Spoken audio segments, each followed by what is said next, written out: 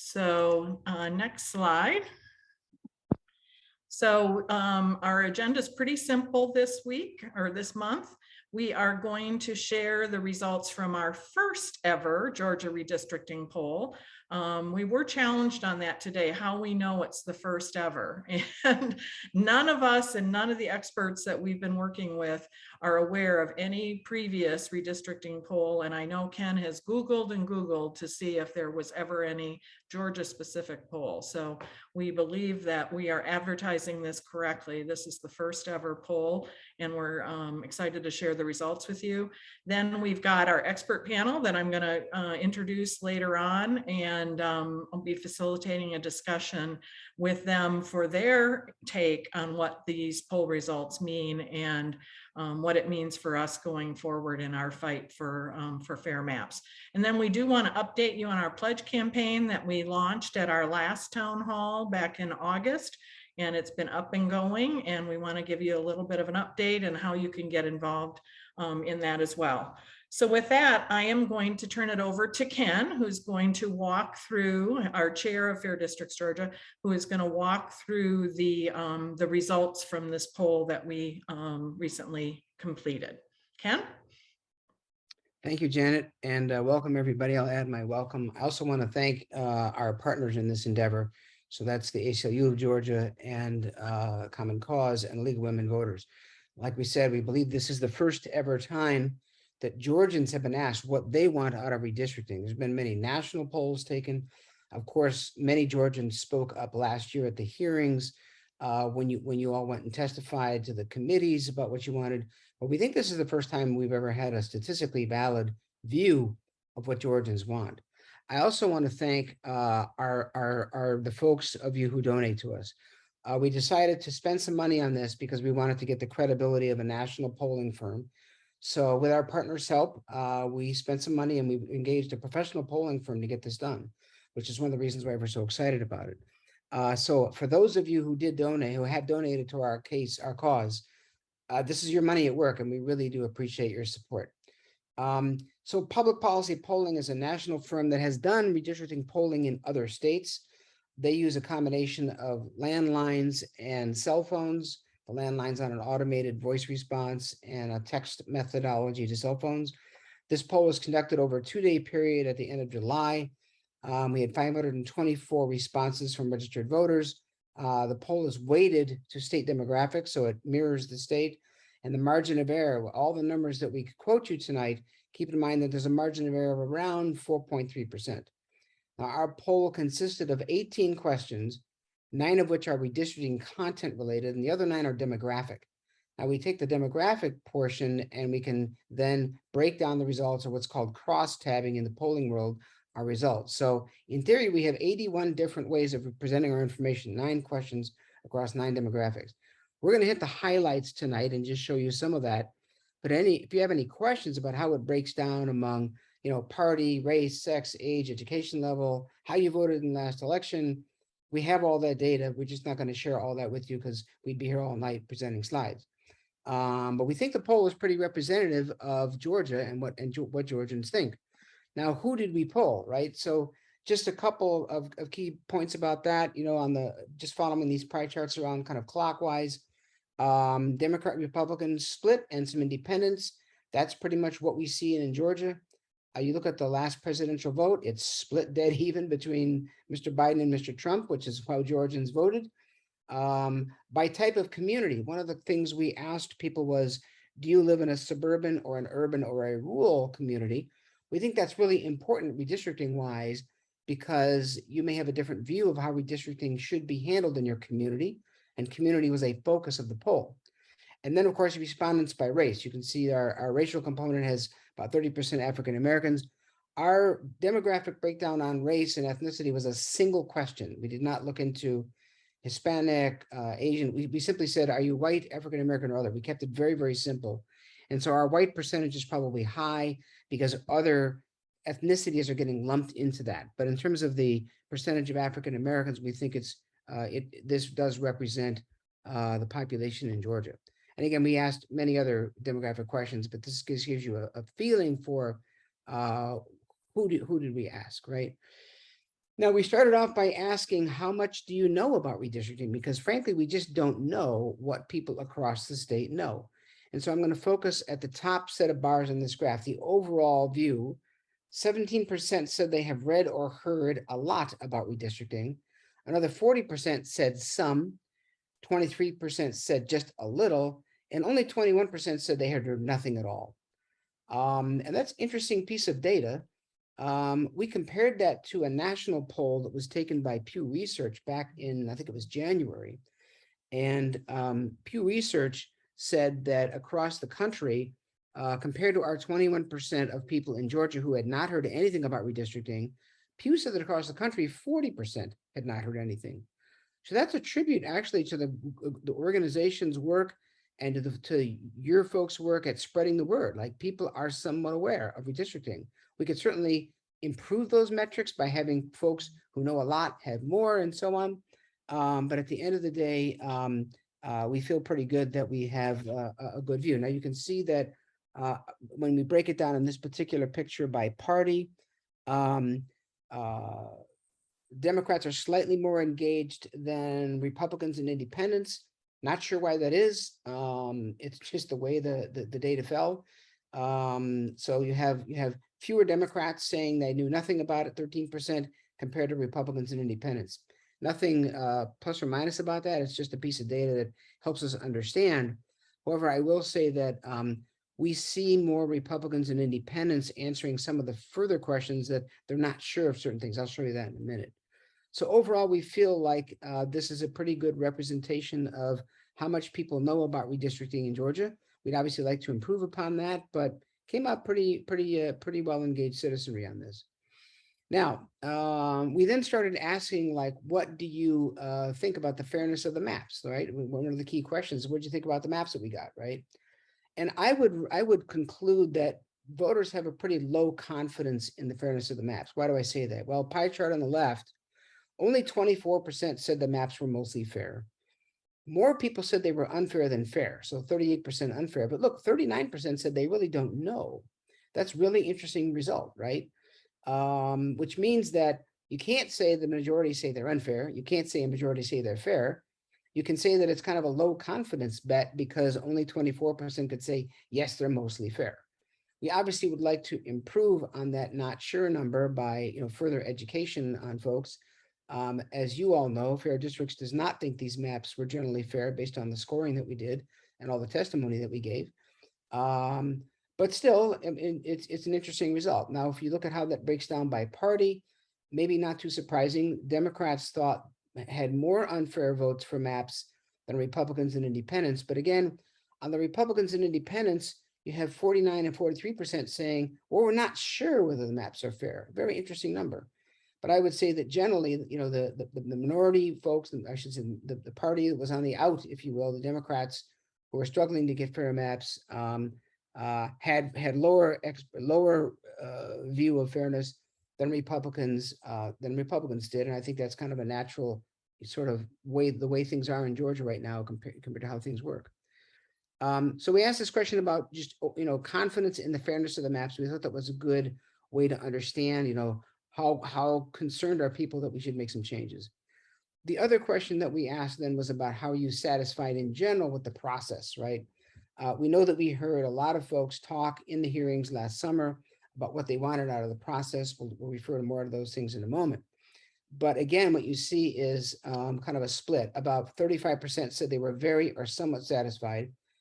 Few more said they were dissatisfied. About 40% said they were dissatisfied. And again, about a quarter are not sure. And again, it's a split by party, as you might expect. But again, you see more Republicans and independents are not sure. Democrats are pretty opinionated and said they were dissatisfied. Republicans were more satisfied. Independents kind of split. But again, the Republicans and independents had more people who said not sure than the Democrats did. Again, there's nothing good or bad about this set of statistics. It's simply a statement of the way people feel. Now, looking forward, what we wanted to do then was say, well, what do you want out of redistricting? Let's look forward and say, how do you think this ought to work, right? So one of the first questions we asked was, What about competitive districts? Well, this was one of the biggest interesting pieces of data that we got.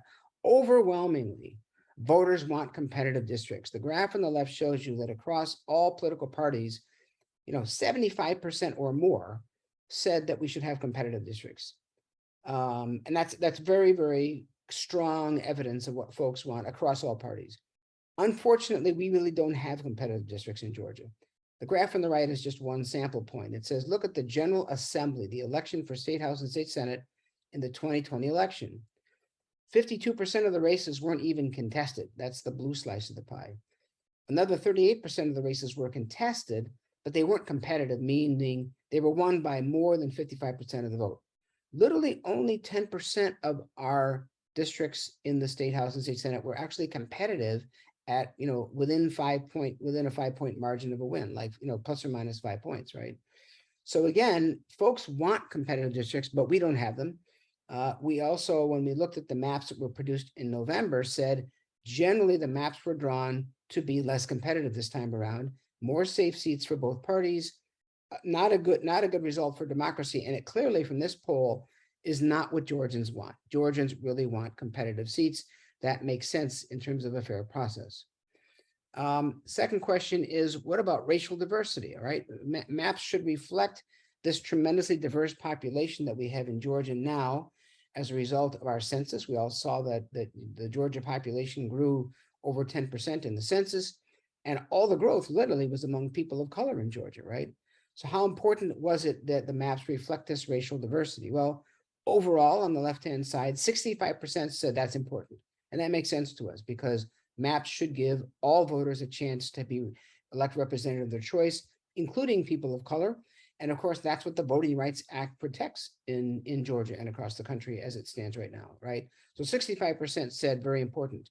A little bit of a party split there. Democrats more enthused about that question than Republicans. Independents a little bit less enthused about that. And when you when you look at it break it down from a racial point of view, really all three of our large groups, white, African American, and others, said this is an important thing about maps. Again, we don't believe that our maps today do fairly reflect the state's racial diversity.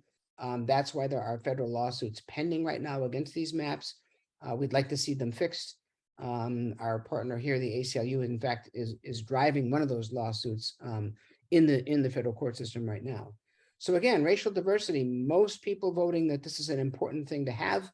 I guess that means we could conclude that they support the Voting Rights Act, but let's not go there. Let's just say that folks think that maps that reflect the state's diversity makes sense. That's what we ought to have. Another key question that we talk about with maps all the time is communities of interest. And that's this idea that if you're part of a neighborhood group or a community that has some interest, whether it be social interest or economic interest, or it might be a community surrounded a church, or it could be, the Vidalia onion growers or the Atlanta University Center. There's many different ways of defining a community of interest. How important is it to you that Georgia's maps prioritize keeping these communities together? Again, across the board, a majority of, this time we mapped it by community type. We said overall 60% of voters said that's important. And it varies a little bit between urban and suburban and rural, but largely people want this. Now, this is not surprising because one of the top 3 comments that was made in all of the hearings last summer were, I want my community to be kept whole. We really have no way of easily telling whether communities of interest were taken into account by the map drawers. It's done behind closed doors. What the committees in the legislature tended to focus on was not breaking up counties. Counties, I would argue, are not a good proxy for communities in many parts of the state. Cities tend to be a little bit closer representation of that. Unfortunately, our maps do a lot to break up cities, right? If you look at our state house map, of the cities that could fit in a single district, over 60% of them are split by our new state house maps. And of those Senate districts that could fit within a single city, 42% of those. So we really made almost no progress at keeping, cities at closing the splits on cities. Those numbers did not improve much from the prior maps. And so even though Georgians really want this to be true, I'll say this is a hard topic to get right, but voters are clearly saying this should be important in the way we draw our maps. I think that has implications for the method that we use to draw maps in the future. So let's talk about changing the method, right? So one of the things that people wanted was nonpartisan redistricting, fair to the political parties. So we asked this question: would you support or oppose changing Georgia law, making it a law that these districts are drawn in a nonpartisan fashion? Again, across the board, very strong support. Republicans slightly less enthusiastic than others, but still almost a majority there. And it's actually certainly within the margin of error that it's a majority. So we believe that largely across all groups, more people want this than say they oppose it or they're not sure. And so I take this as a pretty strong endorsement that people would like us to change the law in Georgia to require nonpartisan redistricting. This is a tough one to do, as we know, but this is one of the key things that we advocate for, and we will be advocating for going forward, because we believe that maps should be fair to both political parties. And as you've seen us present over the last year and a half or so, both parties are guilty of partisan gerrymandering. We've seen it from the Democrats back in the 2000 cycle and the Republicans. So this is a tough one to get fixed, but it really is one of the core missions of that we're up to here. And it's great to see voters actually supporting this idea. And then the last question that I'll cover before we go to the panel is one of the ideas about how you might get nonpartisan redistricting is to turn this over to an independent commission. There are now a handful of states, I think the number is 7, that used an independent citizens commission in the last cycle. Generally, independent commissions drew fairer maps when you looked across the country. What do Georgians think? Well, again, support for an independent commission outweighs opposition across this political spectrum here, right? Democrats and independents more enthusiastic, but in general, 56% of Georgians say that would be a good idea. Now, we know this is hard to do because it requires a constitutional amendment in Georgia. It might be something we get to someday, but it's something that we can use with our legislature to say people want nonpartisan, number one. Number two is they'd like to actually have maps drawn by a commission, but in the absence of a commission, let's at least make the process fair.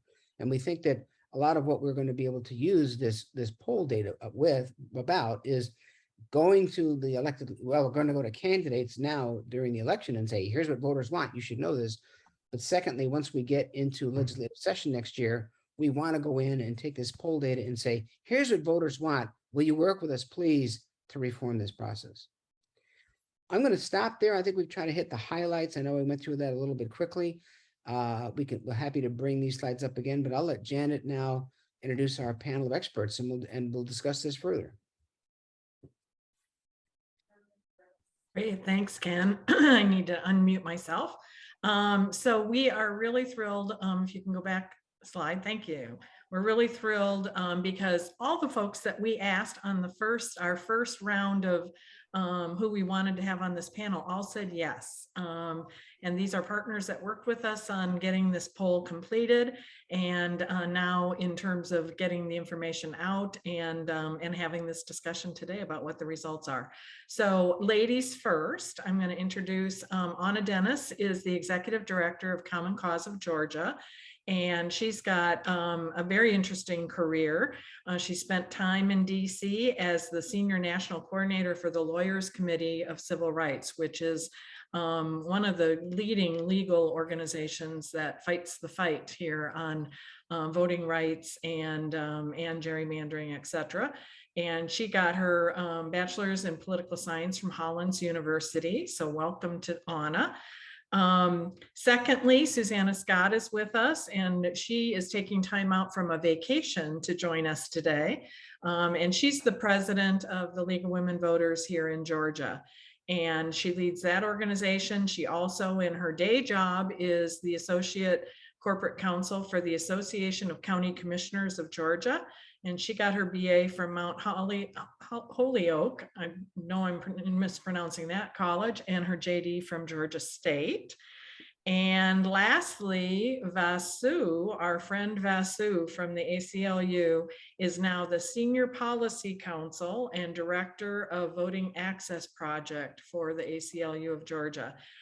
He is a Georgia native, and he works with us on a lot of voting rights issues, and he was there testifying with us arm in arm, as were Susanna and Anna during the redistricting cycle this last round.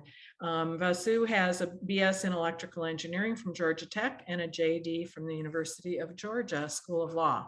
So we're going to go ahead and start a conversation with the three of them and Ken, and I'm going to facilitate that conversation. Cindy, if we could highlight the panel so that folks can see our panelists. And I'm going to start off with a simple question, but I think will be interesting to see the different perspectives. And that is, I'm going to ask each of the panelists to say, what most surprised you in terms of the results of this poll? And then secondly, what most concerned you with the results of the poll? So let me start with Susanna. You want to start? Sure. Making sure my mic is on. So hi, everybody, and thanks for having me on tonight. I think the thing that I was most surprised by was the fact that across the political spectrum, everyone wanted competitive districts. I think we tend to think that each party wants, like, a slam dunk for their elections. And that might be the case for the politicians who are running for those seats, but the electorate wants competitive districts. And I think that was surprising and really heartening for me. The more concerning thing was the number of people who don't really understand the redistricting process, aren't sure whether or not maps were fair or not. There's a huge information gap there, and that we need to address. And that's such a big challenge, I think. Great. Anna, your perspective on those questions? Yeah, so something that was surprising to me is also that there is this wanting to have competitive districts, because in 2010, that's kind of not what we saw, but it could have been that we did not see that because there was like this education gap on what is redistricting and how does redistricting impact us and what happens in our community. So I was very surprised to see that, but it actually made me very excited to see what's going to happen maybe in 2030. And we also have mid-cycle here in Georgia, so I'm very excited about that, because that means that there's more people who actually have their eyes on the process and that want to have more understanding of the process and how it's going to impact their communities. Something that was concerning also is that you saw that there was still a lack of information that was still given about redistricting, and people still felt out of the loop. I know we've said before that, we used to draw on crayons in the 2000s, and then 2010 is coloring pencils. Now we're using the water magic markers for redistricting. So I wonder what we're going to use in 2030. Are we going to be doing virtual splicing? And you all can probably tell I have a toddler since I talk in crayons, color pencils, and magic water markers. That's a big jump up to magic water markers. I have grandsons, so I can relate, Anna. Well, Vasu, what surprised you and what concerned you? It's interesting. I heard Susanna talk about that she was concerned that there were so many people who hadn't heard much about the process. But I was both surprised and concerned about that. Having 57% say that they heard about the process, I actually think that was pretty cool. Sometimes during this process, it felt like a tree falling in the forest with no one around. And as Ken mentioned, we seem to have beat the Pew average nationally. So it was good to see that the work of all of these groups to get people informed had us beating the national average in terms of people who said they were informed either a lot or some about redistricting, or at least read about it. But then it is concerning, as Susanna mentioned, to have such a large number just hear a little or none about the process, and it's up to all of our groups to work on that. I'm also surprised by the racial diversity priority that was expressed by every major racial group in the poll. That was great to see. Of course, we all believe that the maps should reflect the racial diversity of the state, and it was great to see that affirmed by the majority of every racial group. Great. Ken, what were you surprised at? Surprised at the awareness. I honestly thought, like Vasu, that sometimes, we have a very dedicated group of followers who come to our town halls.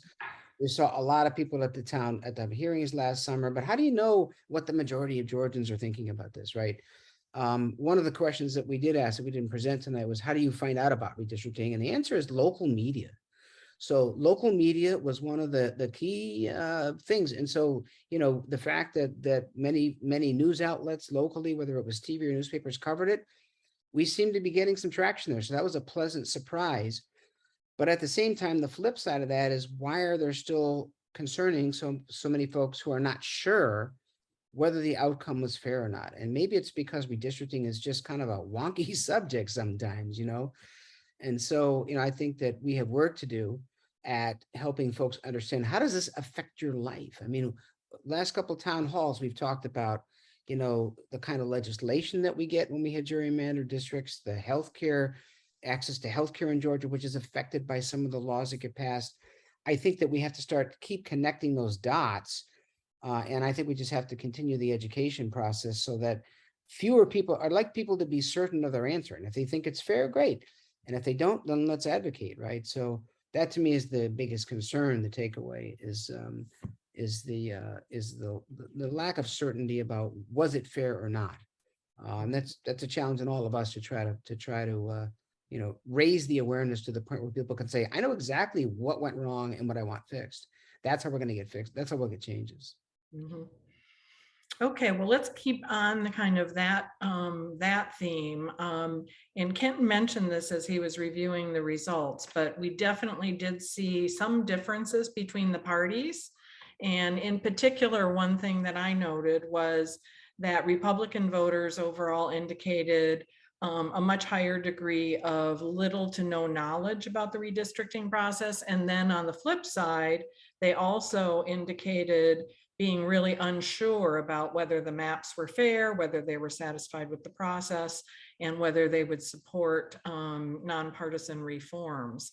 So I know we are all organizations that operate as nonpartisan nonprofits and try to really, appeal to folks across the parties, but that's an increasing, I think, challenge for all of us. So I'm interested in your thoughts about how can we address kind of that divide and, really being able to speak to all Georgians about the issues, regardless of what side of the aisle that you're on.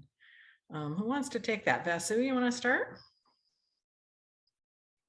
I wish I had the answer to that. I think it's about figuring out who each person is listening to, what outlets they go to, and getting in the way somehow, whether it takes money, whether it takes just boots on the ground, knocking on doors. I think the silver lining of a redistricting process, that is compelled every 10 years is that you have some time before it's compelled again. Because I think it's going to take a lot of work to make sure that people are paying attention to this process. I saw someone mention in the chat that redistricting is viewed as a bit of a wonky thing. And I think if we keep connecting redistricting to the policy outcomes that are more interesting for people right off the bat, will ensure more attention to the process. Mm-hmm. Susanna, your thoughts on that? So I agree that, with Vasu. People tend to care more when they understand how an issue impacts their daily lives, and we can pay attention to what's going on around the state and see where bad redistricting is negatively impacting people, and we try and highlight those stories. And I think I know the league has tried to do that. I know you guys have tried, the fair districts. We all have tried to do that. But so I think it's just knuckling down and continuing to try and spread that message. But Ken also mentioned where people are getting their sources, their information about redistricting from, and it's local news. So I think that also means we need to start, jointly or independently trying to develop more relationships with the local news stations that may be, the people who are less informed are getting their news from, to see, pitch stories specifically to them, so that it's coming up on the radar more for the people who are watching those local news stations that haven't been talking about redistricting yet.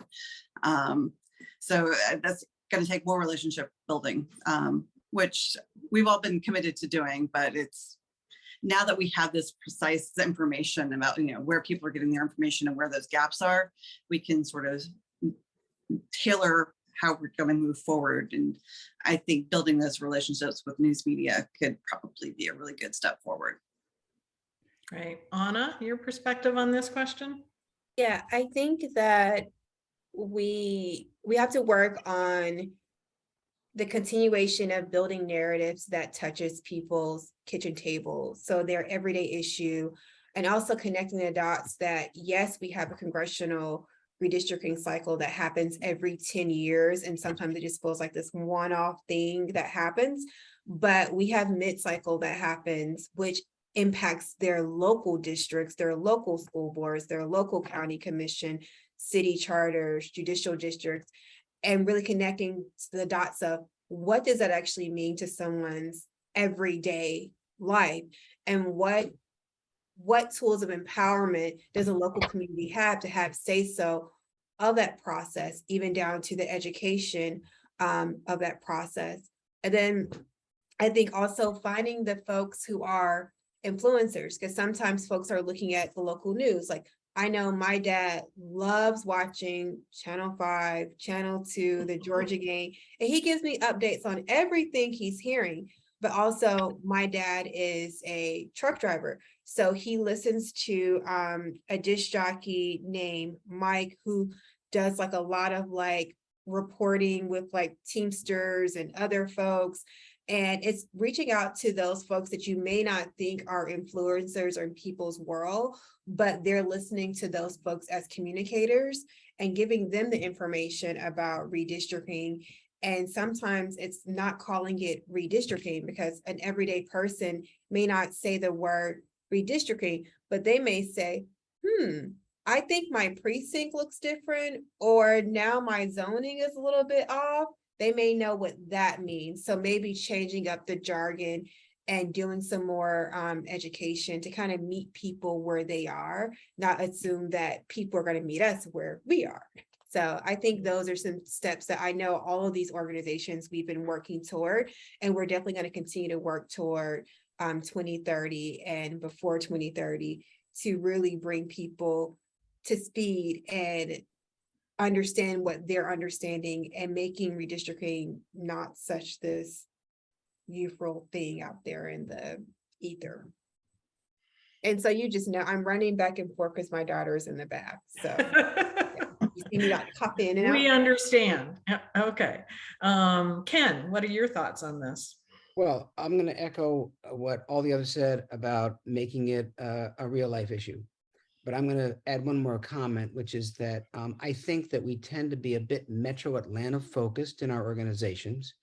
And we need to get local. We need to get on the ground. We need to proactively go out to communities. I know we have folks here tonight from Macon and Darien and other places in Georgia. I would ask you to help us, bring us to your community. We will drive down, make presentations. We'll do them virtual if you want, but we need to do a better job as an organization, I think, of getting out there and being in front of folks and offering on a nonpartisan basis to Republicans, Democrats, Independents, wherever you are, but on a community basis. Let's get more local. Let's be out there and just spread the word.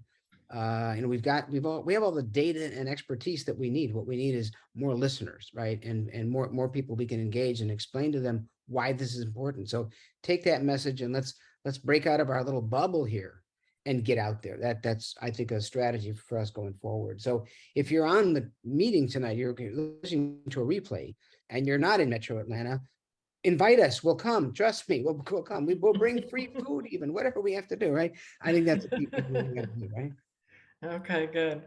Okay, well, we heard about 3 priorities for redistricting that really overwhelmingly all Georgians supported. And this was consistent with what we heard at public hearings in the last redistricting cycle too, including racial diversity, communities of interest, and competitiveness.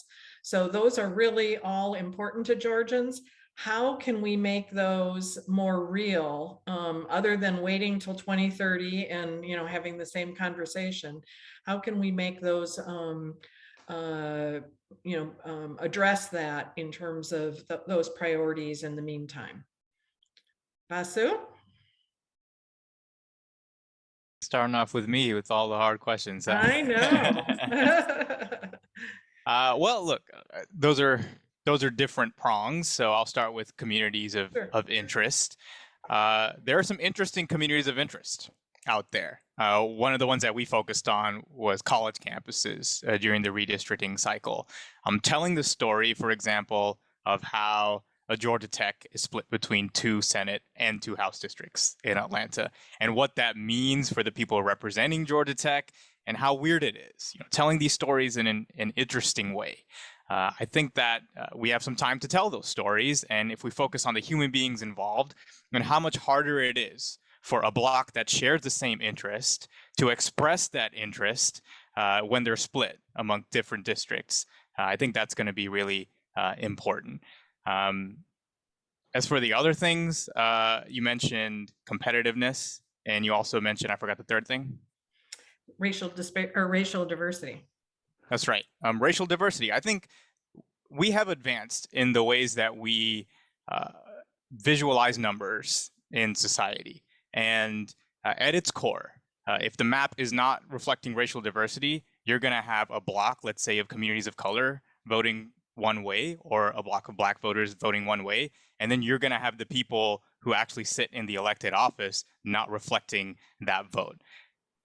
Pointing out that contrast and pointing it out in stark ways, going back to our policy outcomes, like bringing up the fact that Georgia has one of the highest maternal mortality rates in the nation, and yet we're closing rural hospitals all over the state.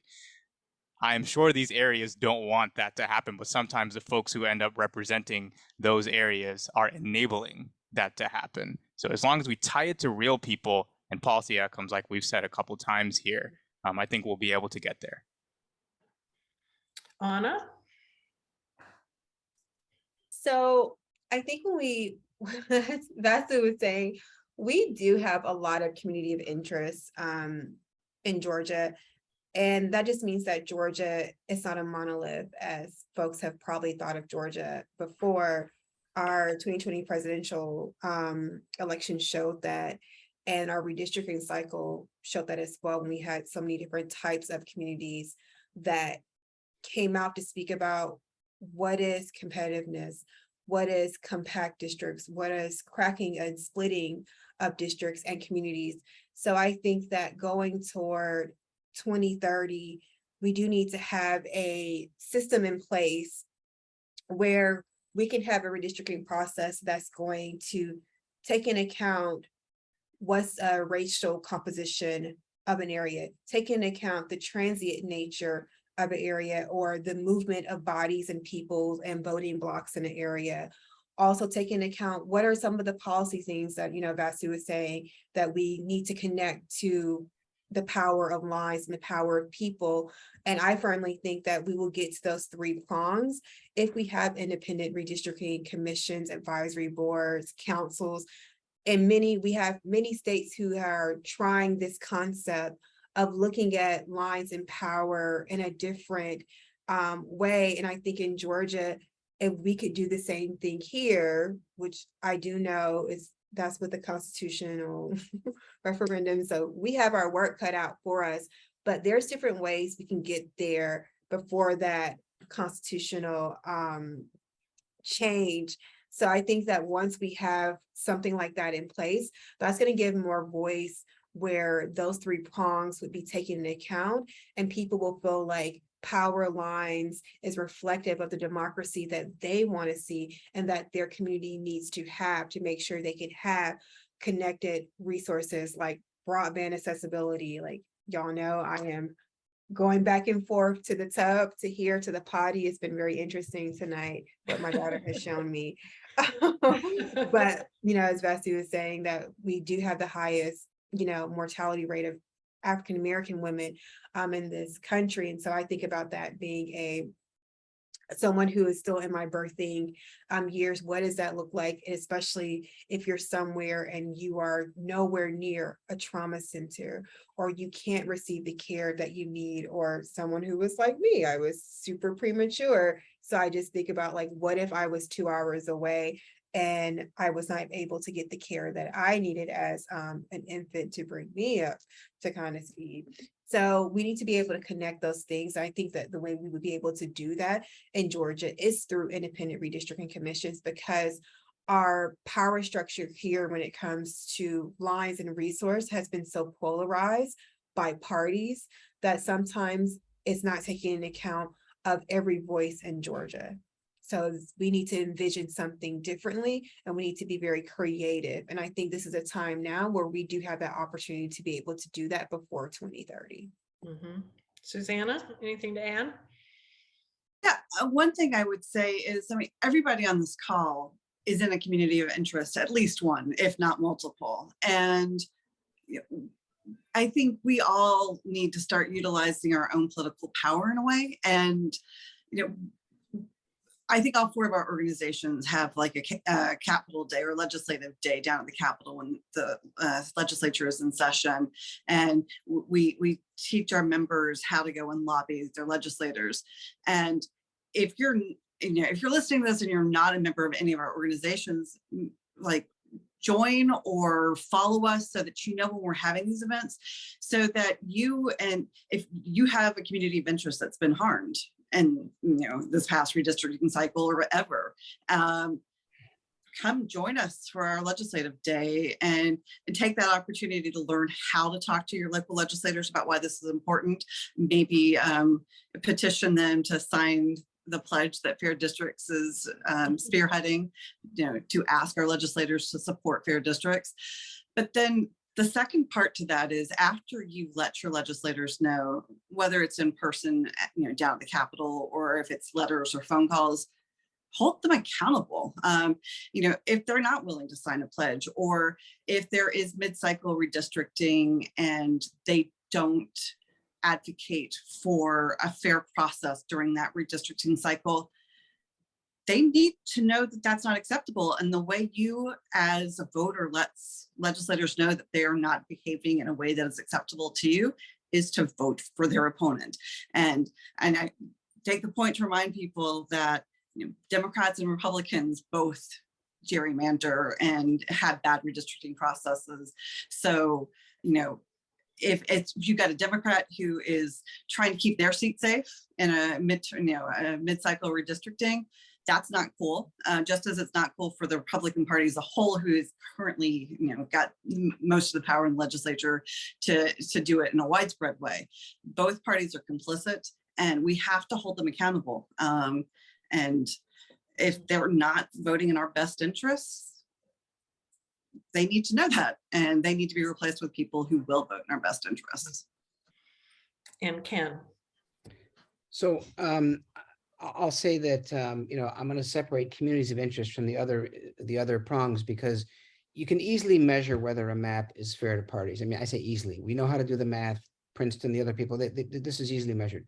We know how to measure racial diversity. The reason that the lawsuits that are pending are backed by very good experts who can say there should be X number of Black majority districts in the state, and here's where they should be. Those are all measurable things.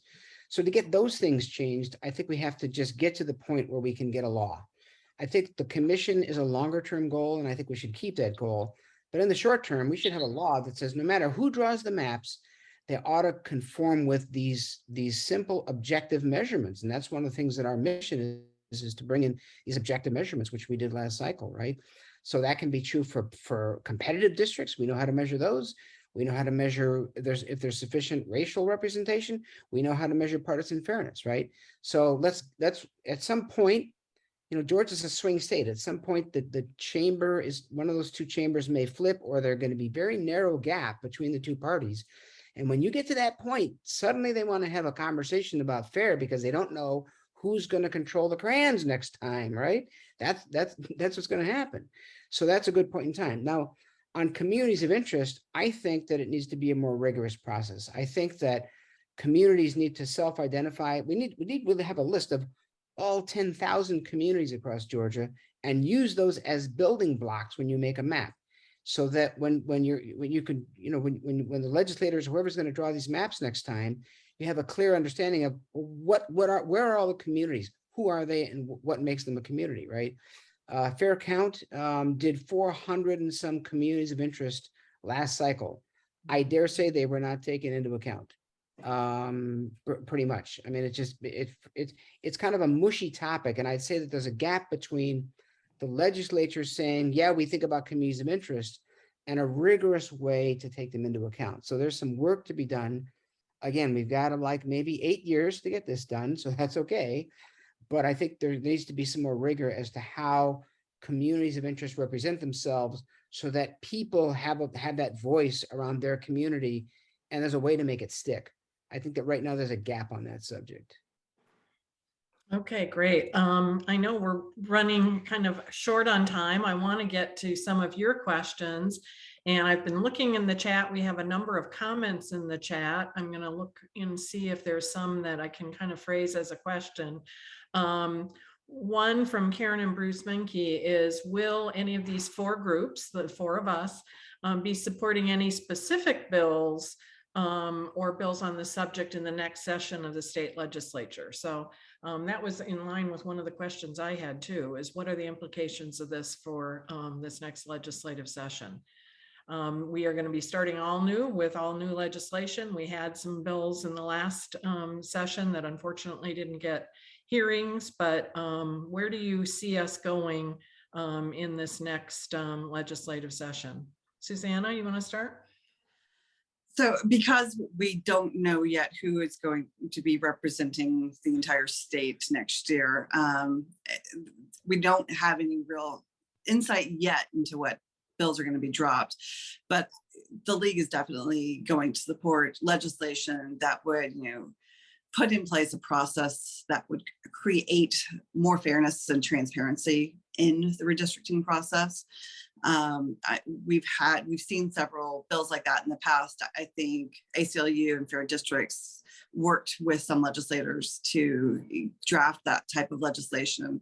And if it shows up again, we are going to happily, support that type of legislation. But sort of depends on who's going to be down under the Gold Dome next year. Yep, elections matter. Vasu, your perspective, ACLU really has been the drafter of some of the redistricting legislation over the past number of years. Where do you see it going? Kind of the same as Susanna. Of course, we support the Democracy Act and anything that tries to make this process more fair and transparent. We'll see how much traction this kind of thing gets. And tangentially, in order to ensure that these kind of things get traction and that gerrymandering and packing and cracking isn't exacerbated, we need people to vote all the way down the ballot. Back in 2020, over 1 out of every 10 Georgia voters who cast a vote for the presidential race did not vote in one of either their state senate or their state house race. And I think we have to do a better job of making sure people go all the way down so that we're not exacerbating the effects of unfair redistricting, and that some of these bills can get traction. Mm-hmm. And Anna? Yeah, so as Vasu and Susanna saying that we don't really know what's going to happen under the Gold Dome until November, December, maybe January in Georgia. We'll see. But I know it's coming across Georgia and the rest of our coalition partners. We're definitely going to be watching for local redistricting bills that are targeting mid-cycle and different changes to the compositions of bodies and boards and lines that will be drawn. So we're keeping a watchful eye to see when bills are going to be dropped. So we're going to be watching definitely the process and then targeting some areas where we think that bills may be dropped for mid-cycle. Mhm. Ken? I anything want to add? be very proactive on the legislation front next year. I think that we all learned a lot living through a full cycle now. Some of us were not involved back in 2010 and even some of the mid-cycle stuff. So I think I want to be very proactive. I think we want to pursue, we want the commission idea to be on the agenda, but we know that's a longer shot because it requires a constitutional amendment. I want to be very, very proactive around a bill that has standards and transparency baked in so that no matter who draws the maps next time. And that's actually the subject of our pledge. Our pledge, as we'll talk in a minute, give an update, as people know from last month, the pledge doesn't say, here's the bill we want. What it says is, here are the principles, and we will work with the legislators to craft legislation. But I think a law with standards and transparency so that the process is codified better and forces whoever draws those maps to adhere to standards would be, that's my opinion, just one person's opinion on sort of the lead with thing that we should get on the table and see where we get traction on that. Again, it does depend on who's elected, but we're hoping to build relationships with legislators on both sides of the aisle as we go forward to try to get traction on whatever legislation makes sense. So we'll work with any organization, ACLU or the League or Common Cause, in terms of being proactive on crafting specific legislation that we'd like to see. And I think we know we have good relationships with some legislators who will be continuing, who have helped us craft those bills and will drop them and will carry them for us. So that to me is the plan, is to be proactive. Mhm. And before I thank our panel, I did want to just acknowledge, and it got mentioned, I think, in the last question round, that that our three guests tonight are all sponsors of legislation, litigation that is pursuing the maps that we have now and the places that that they have identified unfairness, in particular on racial issues. So I don't know if there's any breaking news that anyone has or any updates. We're expecting to see those go to full trial, what, April, May next year, something like that. So we could be having some corrections that would impact what the districts looks like in 24. Is that fair to say? Vasu, you're our attorney. Well, Susanna is too, but Vasu, you're directly on this. I'll just say it's possible. When earlier this year, the district court judge, Judge Jones, ruled that he wouldn't be able to put in place new maps for this cycle due to the Supreme Court's ruling earlier this year that if it's too close to an election, you can't change these kinds of things. But said that we would had a strong likelihood of succeeding on the merits in terms of getting more majority Black districts drawn in the state Senate and the state House, which are the two areas that we're concentrating on. But we'll see. In the federal courts right now, who can really tell, given the courts that this kind of decision would get appealed to. So we'll stay cautiously optimistic, but cannot rely on the courts right now to ensure a greater racial balance in these maps. Mm-hmm. We're still fighting the good fight. And thank you to all of your organizations for doing that. Okay, so thank you so much to our panelists for joining us for this conversation, and again for supporting this first ever poll. We really think that this is something we're going to want to do on a regular basis in order to track our progress, and hopefully we'll see Georgians more knowledgeable, more engaged, and supporting the changes that we want to see for fair districts here in Georgia as we go forward.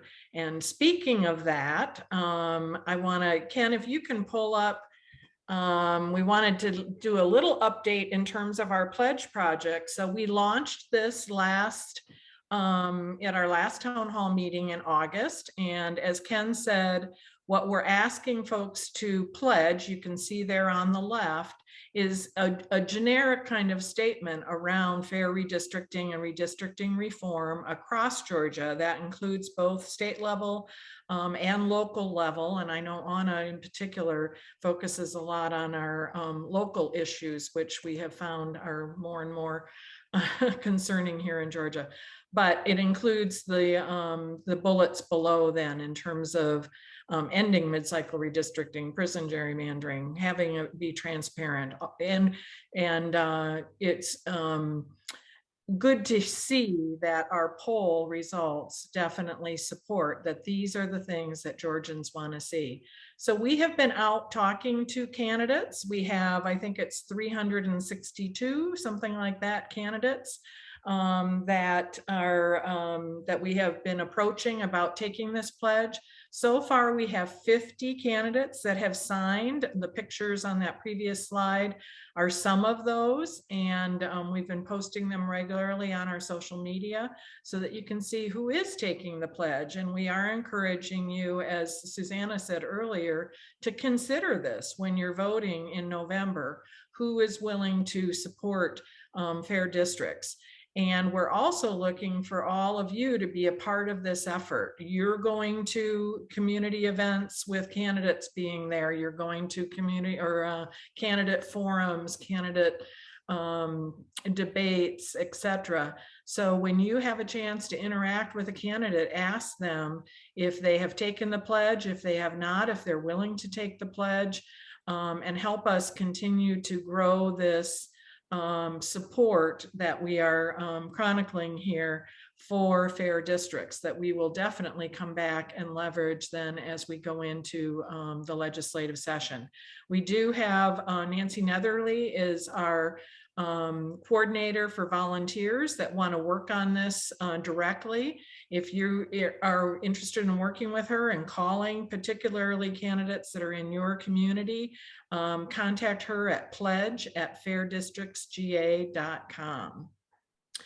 So with that, we'll go to closing out the meeting. We always try to get out of here on time. And next slide, Ken. We again follow us on social media. We are active on social media. Follow us there for updates along the way. As Ken mentioned earlier, we're an all volunteer organization, and your donations really do matter to allow us to do things like the pledge project that we're working on now, and the poll that we just shared with you. And we are planning to give everyone a teeny bit of a break other than working on the pledge, because we know people are really focused on the upcoming election. So we are planning our next town hall on December the 5th. And I think it'll be interesting because we are going to look at our mapping and analysis experts to really share how did this election actually perform? How did these maps perform compared to what we thought that they would perform? And to really see what the impact of the current maps has been on elections here in Georgia. So join us on December 5th for that election recap. And I believe in the chat, there's probably a link to an evaluation. If not, it will be emailed to you after this. We would appreciate your feedback. It's always helpful to know any future suggestions you have for us for future programs. And again, a huge thank you to Vasu, Anna, and Susanna for joining us for this conversation tonight, and for all of you for being here. Thanks, and have a good evening.